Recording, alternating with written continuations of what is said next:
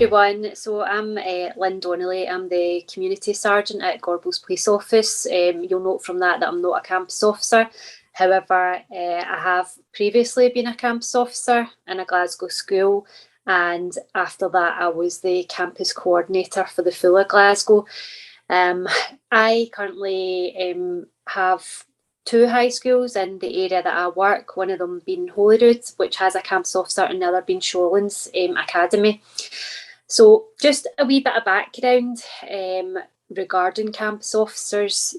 You've probably heard the terminology campus officer, and there have been campus officers around for a while. So around about 2018, Glasgow City Council and Police Scotland kind of entered a partnership approach to provide a campus officer in any secondary school in Glasgow that was interested in a campus officer, and that was partially funded through the school and through Police Scotland.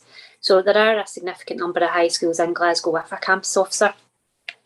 Today on, we've got two campus officers who are currently in post, Ashley and Duncan, and they're going to tell you a bit more about the kind of day in the life of a campus officer and give you some examples in terms of what they get involved in. However, a kind of brief overview as to why campus officers are in schools. It's purely a partnership approach to engage with young people. So yeah, we will get involved in the criminal side of things where we have to. However, a huge part of the campus officer approach is to work with young people and try and prevent them from offending. It's also a lot of your role is in relation to the health and well-being of young people as well. We have in a school have quite a lot of young people coming to speak to us about various issues, which could be criminal, which could just be things that are bothering them, or sometimes they just need somebody to speak to and someone to listen to them. So as a campus officer in the school, they're based in the school every day. They have their office in the school, a space to speak to the young people, and also a space to speak to parents and teachers. Campus officers will regularly get involved with other agencies and maybe act as like a bridge with social work and with educational psychology and any other support agencies that we feel are relevant and worthwhile. Another role of the campus officer is actually linking in with the local community. So a lot of the campus officers will get to know the local shopkeepers. They'll maybe go there at lunchtime, and there'll be that point of contact if the shopkeepers are having any issues, or local residents. So it is a really positive role in the school, and they're definitely there to support campus officers. And I would really encourage anyone on this webinar to ask questions regarding the role of a campus officer and what we do, because this is a forum for it. We did one of these previously with Leanne, and it was really successful. So use this as your opportunity to get from it what you're looking for. On that note, I'm going to pass over to Ashley to introduce herself and to go a bit more in depth as to what she does on a daily basis. Thanks, Lynn. Is my sound working okay? First of all, I'm really not familiar with Zoom at all. Yep. Hear me all right? Okay, brilliant. So, hi, my name's Ashley. I've been a campus officer. I'm actually in my second year now. I've been in the police for just over 10 years in total. Before I became a campus officer, I was a response officer in Glasgow. So for me, this was a big change, but without a doubt, the best move I have ever made in my career so far. I absolutely love this role. Can often get asked by my colleagues, what is the difference between a campus officer and a regular either response officer or community officer? And I think the thing that I think of is on the response shift, for example, you might come into contact with young people maybe once or twice if you work in an area for a year, for example, but never often enough to build up a relationship of any kind with that young person. But in the school, you're with these young people every day, and you get to know them, you get to know their siblings, you get to know their families, carers, social workers. So because you become so integrated in the school community, and a part of the school family, I think that's a really special part of the job, and it's a part of the job that I didn't realise before I started to do it. So because of that, the influence you're then able to have on the young people and their lives can be quite significant. So the way I see it as well is it's an opportunity just to be another trusted adult for that young person. So they might have their pastoral care teachers, they might have, their various subject teachers, but to have a police officer as well who is available to them in the same way, almost as a pastoral care teacher, is a huge privilege, really. So it's a wonderful job, and I'm absolutely delighted that that I'm doing it. So I just thought I could talk you through a typical day in the life of me. I don't think any police officer working in a school will have a day that's the same as the other, and I'm sure it's the same for any job in the police, I suppose, but I think the school is really unique. And the beauty of the campus role is you can really make it your own. There are certain things that we absolutely have to do, we have to deal with, but you really have the kind of freedom and flexibility to get involved in things that you're passionate about. So, for example, I'm really interested in hate crime and all things diversity and inclusion. So it means that I've got an opportunity to really explore that with the young people, and that's really rewarding. But then also the different schools and different areas bring different challenges, so you just have to be quite adaptable. So a day in the life of me, we work Monday to Friday, term time, 8 o'clock till 4 o'clock. First thing in the morning, I'll come into work and I'll just review the police incidents from the previous 24 hours. And the purpose of doing that is just to find out whether or not our young people have come into contact with the police for any reason, either as victims of crime or offenders, or for any other reason whatsoever. And the purpose of doing that is really just to identify right away if I am able to support that young person or support their families. And quite often that's really well received by the family, because that support has been offered by someone familiar to them, and not an anonymous police officer that they've never met before. So that's often kind of quite gratefully received. So once I've done that, 8:30, I'll go outside and carry out my road safety duties. So I work in a typical high school in Glasgow, where parking, picking up, dropping off is a huge issue, with traffic, congestion, and all sorts.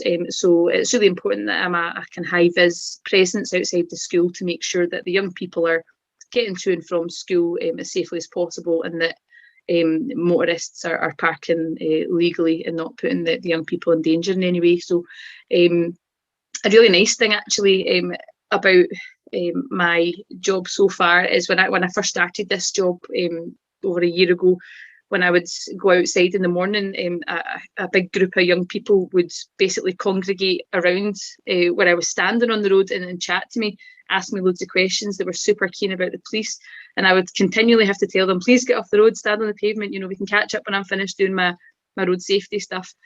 But they were just so keen that I thought, let's get them involved in this, let's give them a bit of responsibility, they can actually help me out here. So I saw an opportunity to exploit that a little bit, and we created a road safety team. So they all got high-vis jackets. I applied for a bit of funding from the council. We got banners, we got signs to encourage responsible parking and picking up and dropping off, and the young people were able to have that extra bit of responsibility in the morning, and we got to chat and we got to know each other a lot better. So the road safety initiative here is kind of just gone from strength to strength, and we now have a kind of rotation of lots of young people involved in that. So that was a really positive that kind of came out of nowhere, so that was nice. Road safety after that, I think I'll be the same as Duncan. I'm sure our mornings are going to sound really, really similar.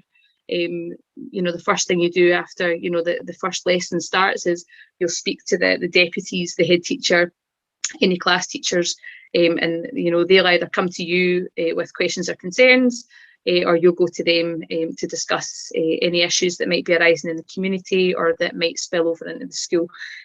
So it's just about having that relationship with them and that open dialogue to make sure that we're sharing information, and that goes both ways. So that conversation usually takes place in the morning, and that's every day. After that, it will just be whatever you've got scheduled in for the day. So that could be class inputs.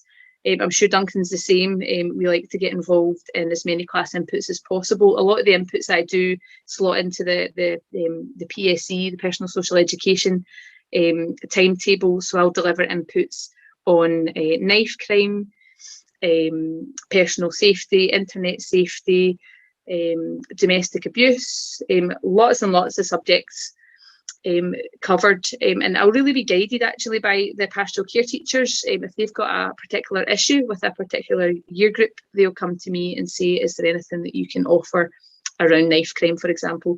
And that's when I'm able to, access some really good resources from No Knives Better Lives or elsewhere, and deliver an input to a year group. COVID has kind of presented some logistical challenges. In the past, you'd be able to deliver that to a full year group assembly, but at the moment that's not possible. So we're having to deliver, in some cases, 7 separate inputs to the various year group classes in order to cover that full year group. So it's been quite challenging in terms of our time in the last year or two with COVID, but we're hopefully returning to a bit of normality soon. So yep, class inputs.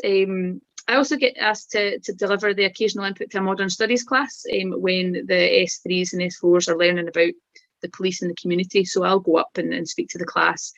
They love seeing all the equipment, trying the equipment on, and finding out, a typical day in the life of a police officer, a community officer or a response officer. So I enjoy that. We've also just started criminology in this school as well. So I've been a little bit involved with that as well, just in terms of discussing crime scenes and the role of the CID and forensics and things like that.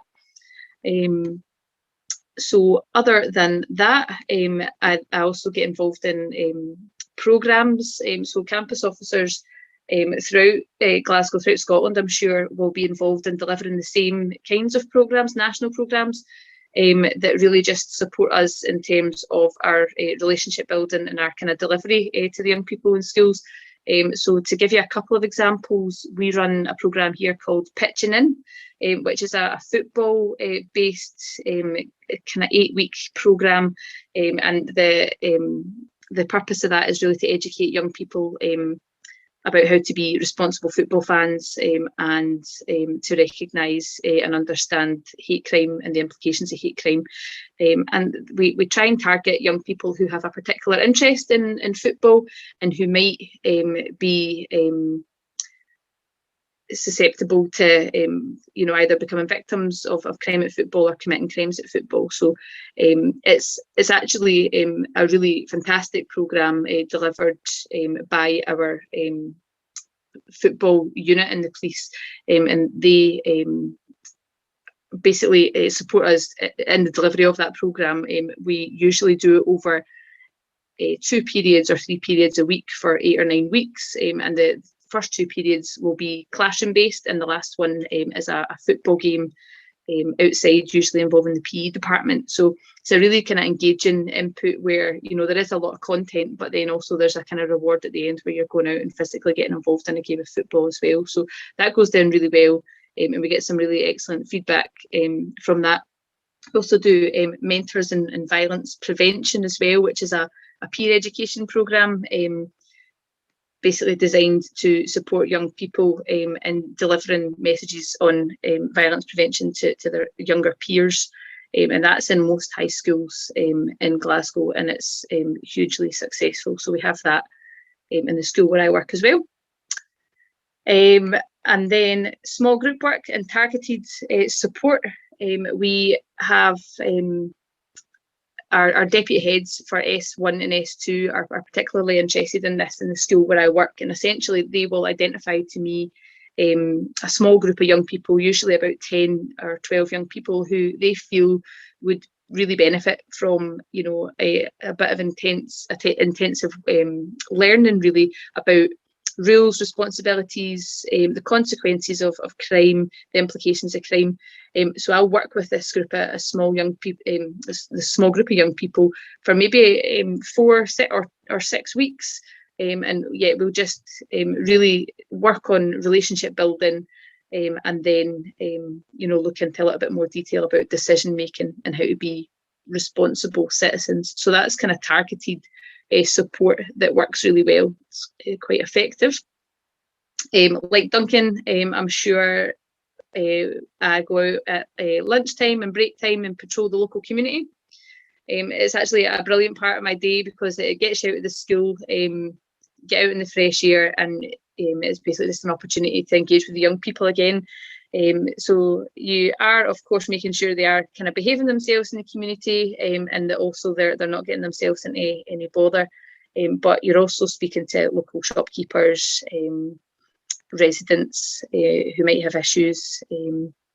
I deal with some litter offences here and there, not too much. And we have the occasional incident where you're having to maybe ask young people to move on and not congregate in certain areas. But it's really beneficial just to be that visible presence in the community. If the local shopkeepers and residents know your face, they know to come to you if there are any issues involving the school kids. And that means that they're not having to kind of phone the police unnecessarily and then have, you know, an officer that might not understand, or they might not have that relationship with the young people. So I feel like I'm best placed to deal with anything involving the young people at this school. I'm sure Duncan will feel the same. I would much rather be dealing with it rather than someone the young people might not have that relationship with. A lot of the job is reactive, so sometimes it can be quite difficult to plan. You might start the week with the best will in the world. You want to deliver X amount of inputs and have various programs running, but sometimes, you know, if things happen, you do have to react to them. So that's really just reacting to any criminality that might arise involving the young people. There's obviously a certain amount of discretion that can be used in the school. And there's also Scottish crime recording standards basically dictate that things of a kind of minor nature can be dealt with by the school discipline procedures rather than things becoming a criminal matter, and that's usually the best option and the best outcome for everyone. But if things do have to be dealt with as a criminal matter, then that's where we will get involved. But again, that's always involving parents, that's always involving pastoral care teachers, year heads.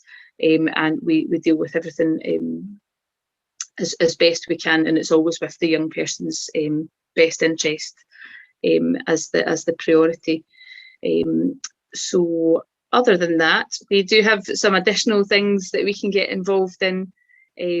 For example, we have a group of young people that are a bit disengaged with education in the school where I work. So it's a way to kind of try and keep them in school. We've been trying to be quite creative and decided that we would offer an SQA qualification in bicycle maintenance. So I'm responsible for delivering that class. So I meet with this group of 4 young boys, and basically we just learn the basics about fixing bikes, maintaining bikes. And it's just something different for them. We do it mostly outside, just takes them into a different environment, a bit more positive, a bit more relaxed. We learn some skills and then we go for a cycle. And again, for me, it's brilliant because it's just another way that these young people can see me as a police officer in a different light.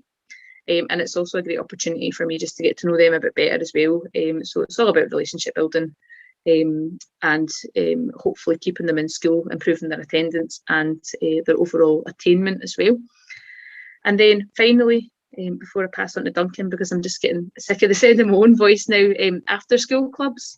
I run a bicycle maintenance after school club, largely because we got a bit of funding from the council to purchase all this fancy maintenance equipment, so I thought I'd put it to good use. So we do that. I also run the school LGBT club, which is after school, and we have a virtual one as well for young people that don't feel comfortable attending the in-person club. And yeah, I guess the LGBT charter as well, actually, I forgot to mention. When I started in the school, we didn't have an LGBT club.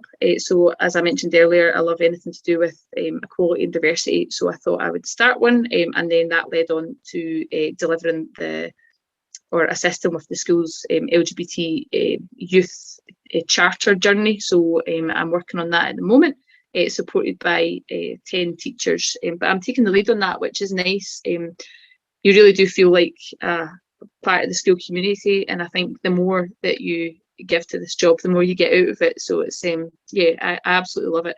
And doing things like the charter, when you can see, you know, changes actually happening in school as a result of the work that you're doing, it's really rewarding. I could talk about the amazing work of the club actually all night, but I won't bore you with it. But I did just want to mention one initiative that the young people had come up with recently, and I think it really illustrates a great example of partnership working. Basically, the LGBT club decided they wanted to do a book club. So that was fine. We selected a book that we were all going to read together and then discuss, and it was a book on transgender identities, I think it was. So we all read it, but then we thought, you know, how could we actually make this have an impact in the community? So we decided that we were going to pick a community organisation every month to join us in our book club. So for the first month, we decided that we would send the book or a copy of the book to a number of police officers of all ranks, like all across the country. So we did that to maybe about 20 police officers who all committed to reading the book with us. And then we scheduled in loads of Teams calls where we all got together and spoke about our thoughts and feelings about the book, and it was just an amazing way to really open the eyes of some police officers of, you know, the experience of LGBTI young people in the school. So that was incredible, and then it got us thinking, you know, we could do this with other demographics, we could do this with any kind of underrepresented group, we could involve other partners in the community, social work, health, whoever. So that's really gone from strength to strength. So that was really a bit of a success story that I just wanted to share. I thought that was fantastic. So yeah, that's basically a typical day for me. It sounds a lot, and it is a lot. It's a lot of work, but it's really rewarding. And yeah, I think now, yes. I'm going to butt in because I'm conscious of time, folks. We're losing Lynn, Sergeant Donnelly, shortly. So I just wanted to make sure that if anyone's got any questions that they want to direct towards Lynn, that you throw them in just now. And I'm thinking that now is maybe a natural point to interrupt you.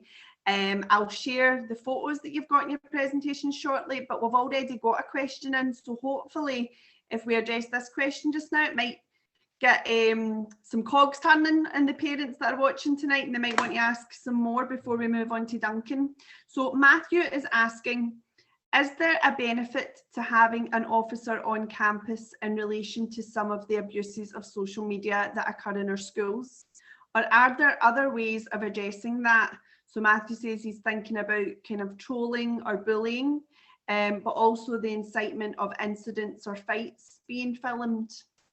So is there a benefit that you guys see of having yous on site to deal with those incidents? Lynn, do you want to take that, or do you want me to take that, or Duncan? Yeah, I'm happy for you to take it, Ashley. Well, yeah, I think you'll agree with me, Duncan, so just jump in. I think absolutely a lot of my week is spent dealing with the social media complaints, and a lot of the time it can be resolved quite quickly, although it is, you know, quite complex with the various apps and things that we have and that we see in schools now, but largely we can deal with it quickly by just directly speaking to the people responsible and asking them to delete or stop posting whatever it is they're posting. And for me, usually it's a simple conversation of reminding the young person of the school values of respect, and a lot of the time that works. So I think, yeah, for social media, absolutely. In terms of like fights being filmed and things, yeah, I do see that happening occasionally as well. But really for me, I think that comes down to a kind of school discipline issue. Unless it does verge on criminality, so it does get dealt with in here quite effectively by the deputies. But I think my presence here as well is beneficial to them, because they're able to then say, you know, if you don't delete this, you know, this potentially could escalate onto a criminal complaint, and that's when I would get involved. So I think just having that additional layer of I don't want to say authority, because it's absolutely not, but it's this, you know, that assurance of someone being able to really be able to identify where a crime's getting committed, and then take the relevant action if you know the law has been broken on social media. But yeah, I do think there's a huge benefit in that respect. Would you agree, Duncan? Yes, sadly, unfortunately, nowadays people's first instinct is to get their phone out and to film these fights that are ongoing. It's tragic that that's the first thought, rather than to trying to intervene or to stop it. But on the main benefit is that it makes the school easily aware of what's happened. It makes us aware of what's happened, and then we can kind of, and not try to put blame onto it then, but to then find out who was responsible, who did what. So rather than hearing 20 different versions of one event, you've got that live story. I wish that the fights didn't take place and that we didn't have to do that, but Ashley's right, that the deputies and the pastoral care workers, we work hard, hand in hand with them, to try and make sure that everything is dealt with as quickly as possible. In my own experience, just the other day, there was a fight even before school. I don't know how they had the energy at 8:30 in the morning to have a stand-up fight, but this was brought to my attention by a pupil. This is brought to the school's attention as well. So we were able to resolve that situation within a few minutes, bring the girls to a safe space, be able to speak to them, and try and diffuse that situation. Unfortunately, the situation did occur, but we were able to resolve it. I agree that the social media is a blight that I was lucky that I'm far too old to have had when I was at school. It's something that can't go away. We can't stop the children from using, other than taking away their phone. We can't stop them from engaging in the way that we never did when we were that age. So it's their world that we are trying to catch up with, trying to kind of understand, trying to be trying to keep them safe from. Something that in my brief time is that online safety is massively important. So again, they know these systems better than we ever will, but if we try to get through to them that, for example, a fight that takes place and is videoed, it's very hard to get round as quickly as possible everyone that has a copy of that, because within seconds it can be spread far and wide, which I think is the kind of point to the question that the kids don't seem to understand as much as I'd like to at this moment in time, that these things can stay for life, they can stay forever, they can follow you for the rest of your life. And we're only starting to understand that now as social media kind of has grown up with this generation. So that's where the education through the school and through the campus officers is vital, to try and make sure that the people are aware of the consequences to social media and to filming these things.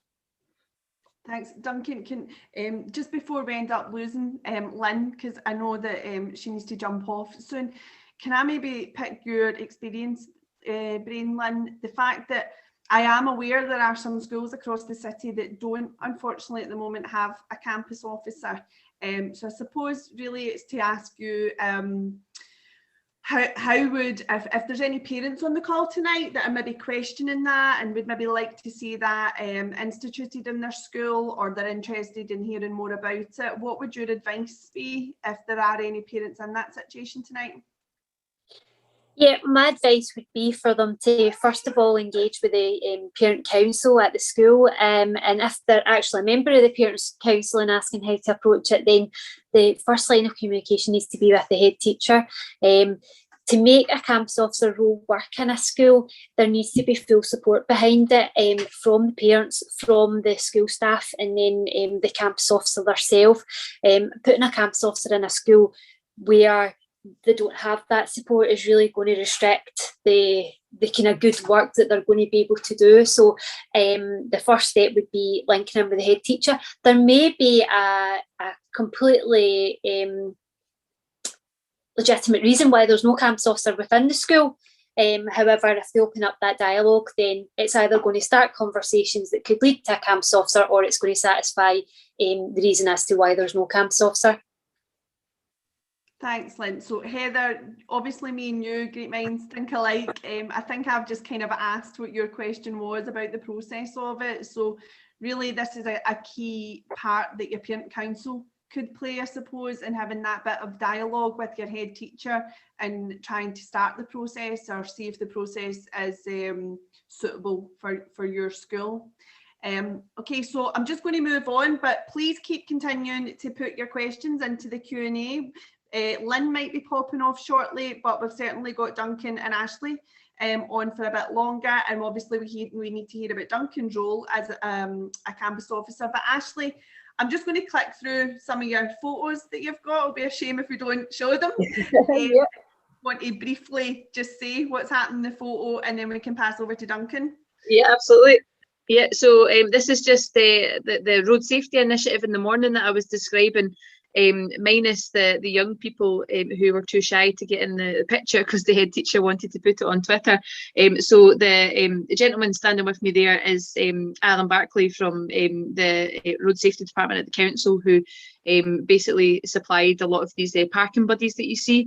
So we use them every morning, and they are so beneficial, and they're so visible to motorists as well, and really help us with traffic control in the morning. So yeah, that's road safety.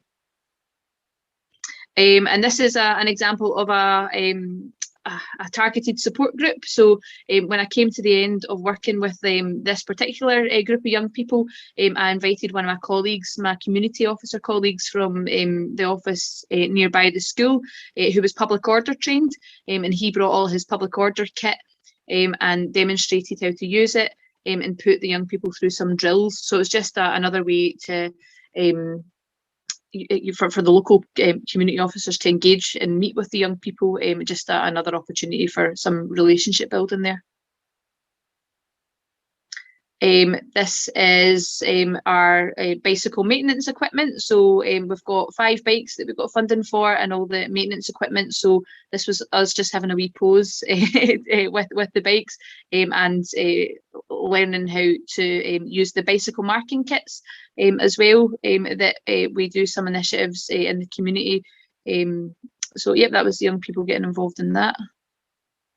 And yep, that was just a bike marking event that took place at the school, where the local community officers came, and we invited members of the community to come along with their bicycles so we could mark them to hopefully get them returned to them in the event that they got lost or stolen. So yep. That was just another targeted support group. That was one of the first ones I ran, and at the end, as a treat, I don't know how exciting a treat it was, but I brought along the police car from the office, and they absolutely loved having a look inside, turning on the lights. But yeah, again, it was just an opportunity for me to let the young people see me in a different light. You know, yep, I'm a police officer, but you know, I'm more than happy to share my experiences with them, show them around the police car, show them the kit, and then we created a wee mock crime scene where we all put on forensic suits and things, and just learned a bit more about kind of the role of the police at a crime scene. And Rainbow Uniform Day, yeah, that was just a couple of members of the LGBT club in the summertime, where we raised loads of money for charity, and everyone wore colourful stuff to school. And yeah, that's the book club I was talking about. So that was the first book club that we ran. 2 members of the club there. Yep, just when we announced that we were partnering with Police Scotland for the first one. So yeah. Question coming through from Matthew, and again I just wanted to kind of highlight this question while Lynn's on the call as well, in case we need a wee bit of input. So Matthew's saying it's really heartening to hear about all the work that you do with young people. It sounds like fantastic initiatives, but I'm guessing that you also encounter some hostile and suspicious responses too. Without meaning to be negative, do you have strategies for handling that kind of response in young people? So whoever wants to take that one. I can take that one initially, to say that when you're working in a school, you really get to know the young people, and they see you in a different light from how they see other police officers. Several times young people said to me in a school, "Oh, you're all right, but I don't like the police." And obviously I'm wearing the police uniform and a member of the police force. So for me personally, that relationship is a huge benefit when there are any kind of situations, because a lot of the time our basic communication skills can help really relating to the young person and chatting to them to bring things back to kind of a ground level. Ultimately, in the school are still responsible for discipline matters. So anything discipline related, it would be the responsibility of the school to deal with it. Where we can assist is with the communication. Yeah, so any suspicious behaviour, because the campus officers are really getting to know the young people, they know what the norm is for them, and they're able to pick up when things are not quite right, because not all suspicious behaviour can be criminal. It can be that they're maybe just acting differently for a different reason, for maybe a health and wellbeing reason or something that's worrying them. I don't know if Duncan or Ashley, who are currently in role as campus officers just now, have any examples that they want to share in relation to that, or anything they want to add. I would say, Lynn, you're bang on. I get that all the time. Like, oh, I don't like the police, but you're all right. And you know, the young people, they tell you that they have had negative experiences with the police in the community, and that is it's rubbish to hear, but it's needed. I need to hear that, because then I need to repair that, and I need to try and change perceptions, and that's what the job's about. And if I can show the young people that actually the police do care about them, and that the police are here to help them, then that's essentially what we're there to do, isn't it? So yeah, I totally agree with what you said about that. Duncan, have you got anything to add before we, or do you want to move on to your section now? Yeah, well, just I've only been there for a short time, as I'm just about to say, but in that time, that there's already a number of boys and girls that have already said to me that they feel comfortable speaking to me about issues that they weren't happy to speak to the school about, that they weren't happy to speak at home. I'm there more for advice than to cajole and kind of give into trouble. I'm there to try and make sure that they are as safe as possible. So they're understanding that I'm a police officer, but I'm based in the school, so I'm there to help. And as Ashley said, to break down those barriers, that where someone has had a bad experience with the police, they're more likely to tell a large number of people rather than a good experience. So we're there to make sure that overall they have a better opinion of the police, so they're more likely to be able to use the police services should they unfortunately have to use it in the future. So if they've got a bad impression of the police, that could stay for life and could impact on their well-being down the line. Thanks, Duncan. So at the moment there's no other questions, so we'll just maybe move on to Duncan's section of the presentation, where Duncan's going to talk you through his role, because certainly, as you know, our schools are very unique across the city, and I'm sure as we move from one campus officer to the next, there's probably a lot of similarities, but there's probably some differences in your roles there as well. So Duncan, over to you. Hello everyone, my name's Duncan and I'm the new campus officer at Ross Hall Academy. As you can see, that's me there with my predecessor. I was lucky enough to have a week's handover with PC Wilson to kind of get the lay of the land, but it's the job is what you make it. It's a challenging job. I have, just as Ashley has, just over 10 years experience, which has all been in the street. Although it was in the more sedate East Renfrewshire to the south.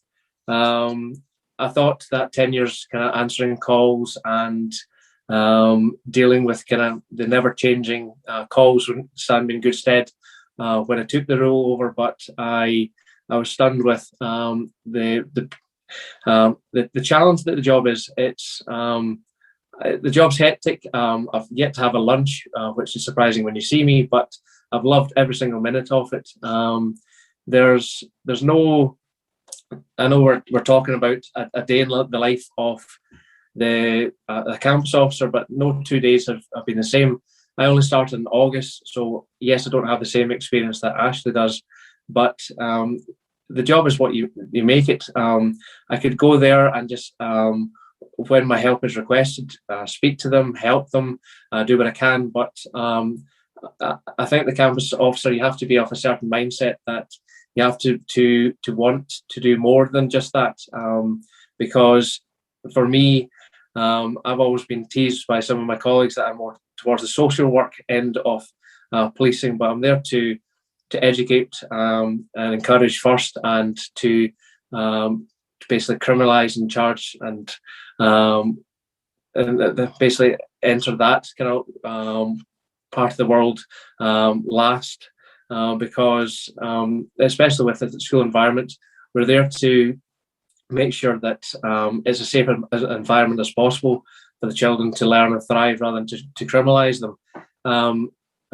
Ashley was right in saying that there's times, and unfortunately, due to the nature of incidents that may or may not have happened, we have to go down that route. But that is the last possible port of call, because where we can use discretion, where we can speak with them, where we can educate people, where we can explain the circumstances that have led to us having to speak to them about a matter, up to formal police warnings and then recorded police warnings. It's basically criminalising children's not something that anyone wants to do. I know that may sound kind of strange, a police officer saying that, but we generally want to for everyone to be safe, for everyone to be happy, and for everyone to just basically have the best chance going forward in life.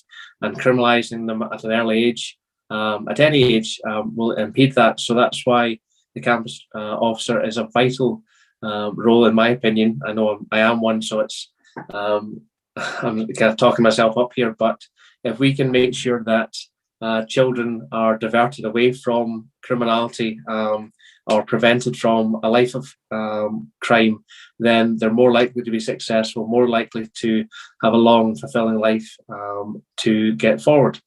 As I said, I've just started in August, so I don't have the same breadth of kind of examples to give you as Ashley does, but you're probably happy for me to stop talking, because it's already been noted by a number of members of staff, especially, that I do a lot of talking. So the job is 8 to 4, Monday to Friday, and unfortunately we don't get the same holidays that teachers get off. I have requested that, but I was told by senior management no. So 8 to 4, but I have already started extending that day. That's my own choice. That's something that I want to do. From starting, basically joining the breakfast club. That's just something that I'm sure a number of schools participate with.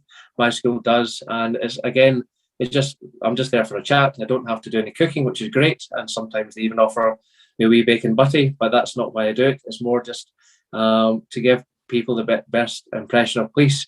In relation to that, most children, the first interaction with police will be when something wrong has happened, something bad has happened, and it'll be at the lowest point of their young lives. Campus officers are there to break down the barriers between the children and police and their families as well. Often their thoughts or beliefs on the police are based on what they've seen in television, what they've seen in movies. We're not that glamorous, we're not that interesting. We're just there to try and make society as safe as possible. And the campus officer is there to make sure that the school is as safe as possible. We're there to support the school staff and deputies and head teachers and pastoral workers, not to, as I said earlier, to criminalise. We're there just to make sure that there's that barrier is broken down, to make sure that it's the best possible chance in everyone's lives.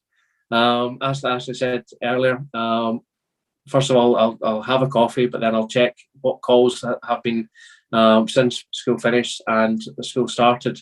I also quite often have parents phoning in regarding their children's behaviour the night before and asking if I could speak to them. And I'm always happy to do that, because again, it's trying to assist the family life, to assist the child, make sure that they have the best day possible. They're not distracted from what has happened beforehand. Again, the school are brilliant for making us aware of things that they think that they need us to know about. as Lynn said, we're not there to discipline the children.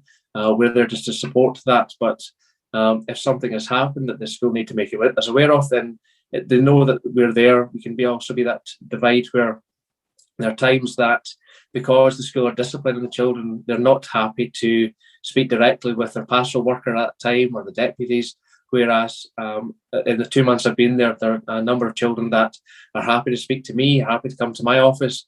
And if that's the case, then so be it. If that's an environment that they feel is safe and that they can have a discussion with the deputy, pastoral care, teachers, etc., then I'm all for that, because it just means that progress can be made to helping that child and making sure that any issue is resolved. Sadly, my school has one exit, one entrance, so Crookston Road can get quite busy, especially around the start of the day. So I'm out there with my yellow jacket to come rain or shine. Teachers are wanting to nick my jacket, which if they do the road traffic issues, then I'm more than happy for them to do that, but so far they've declined. I've already started giving inputs. Again, each campus officer will have a slightly different kind of outlook on what they want to focus on, things that are personal to themselves or something that they feel is a priority for them. My one is violence, and especially violence against women. Something that we may have time later to get to if we do is the mentors and violence prevention training that Ashley does, and I'm about to start doing that. It's something that for me is vitally important.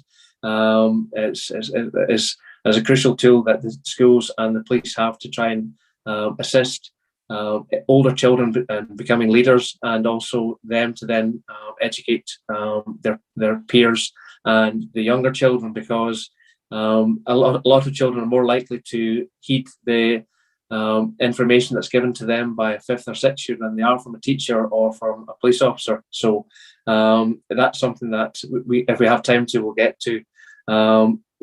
Class inputs. Again, because I'm new to the school, I have started Ask the Police Anything.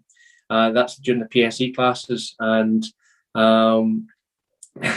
I thought I might have to cajole a few children to starting asking questions, but unfortunately from the very first class and straight through, the hands are to the ceiling, and I've then been answering questions for 45 minutes. Also, for me, it's breaking down barriers, because they see that I'm not just a big lump of boy standing there in a uniform. I'm just a person that will be cheeky when they ask a sillier question, but also give them a genuine answer. I won't shirk away from anything that is asked of me, because they're asking these questions because they're interested, because they're curious, because they're there to learn, they're there to gain more information. So if I can do that for 45 minutes and give them a better impression of what the police can and can do for them, then so be it. As Lynn said earlier, we try to liaise and work with our local communities. Each ward in Glasgow now has its own community coordinator, which is again that bridge from the police, from the schools, from a large number of different kind of organisations with the council. My coordinator started at the same time as myself, and we are keen to try and get as much for the local community as we can. We like to listen to their issues, their complaints, their worries, and if we can deal with that, great. If we can't, then we'll try and point them in the right direction. Litter, as I'm sure you're aware, is a blight on especially the west of Scotland, and kids quite often, if the bin's not within kind of arm's reach, they won't use it. I have been paparazzied, as there's a picture further on in the presentation, litter picking, and it's at the start of my time as a campus cop, I was getting phone calls every single day. At least if I can say that we're trying to make progress, we're trying to educate the children in relation to climate change, and use that as to try and make sure that litter is a declining issue. But I'm out there 2-3 times a week doing litter picks with various groups within the school. Again, if it means that the community are happy because there's less rubbish, if they see that the police are trying to do something about it, and if they see, the main thing is that they see the children taking responsibility for the actions of their fellow pupils, then it's something that the community in Cardong have already kind of complemented to local councillors, and long may that continue. But we'll see what happens when it's a wee bit wetter, a wee bit windier, and there's less litter picks or volunteers for that.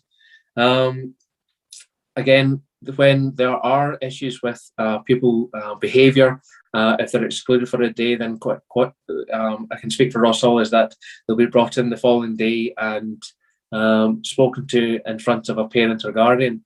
Quite often I'll be asked to join that to basically give kind of further advice, further kind of guidance in relation to how their actions would be seen out with the school, because out with the school, then discretion is not as much. We're not able to use it as much as possible. Whereas in the school, we can, as much as possible, use discretion to try and stop children from being criminalised. And it's trying to make sure that they understand the consequences to their actions, because going forward, that if they continue to act in that form, then discretion can't be used, and they're going to get themselves in trouble. They're going to get their families into trouble, and it's something that, when it's kind of spelled out to them in that way, then it has led, in my short time, to significant drop off in poor behaviour by those children. So that's something I'm happy to do, something I'm keen to do, because again, it's that there to try and help out as much as possible. Finally, out with the school, after school, as you can probably tell, I'm a rugby player rather than a graceful footballer. I've already started a touch rugby club, something that the school has not had in years. That's happening as an after school club, and it's something that we're trying to grow and then kind of take forward to kind of compete against other schools. So people are surprised to hear that a police officer is doing that. But yeah, it's not my direct role, it's not my direct job, but it's something that means that I can show that the police are not there to the big bad to try and ruin people's fun and take away their freedom. That we're also there to try and make sure that they have fun and in a safe environment.